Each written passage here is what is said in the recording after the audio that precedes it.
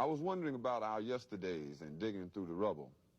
And to say the least, somebody went to a hell of a lot of trouble to make sure that when we looked things up, we wouldn't fare too well, and we would come up with totally unreliable pictures of ourselves.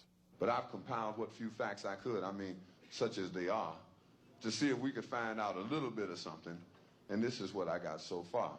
First, white folks discovered Africa. They claimed it fair and square. Cecil Rhodes couldn't have been robbing nobody because, hell, there wasn't nobody there.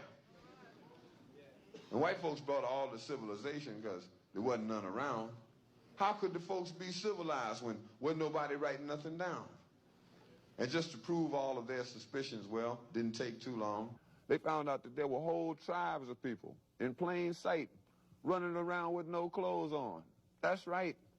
The men, the women, the young, and the old righteous folks covered their eyes. And no time was spent considering the environment.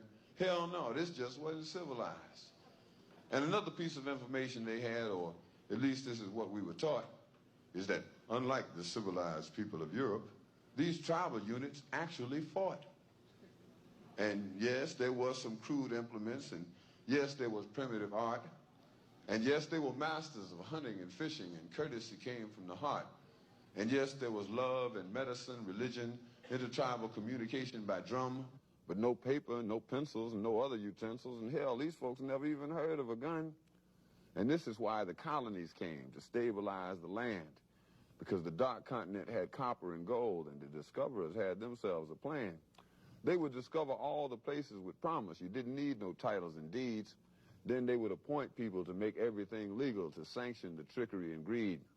And back in the jungle, when the natives got restless, they would call it guerrilla attack. And they would never describe that the folks finally got wise and decided that they would fight back. And still, we are victims of word games. Semantics is always a bitch. Places once referred to as underdeveloped are now called mineral rich. And the game goes on eternally. Unity kept just beyond reach. Egypt and Libya used to be in Africa. They've now been moved to the Middle East. There are examples galore, I assure you.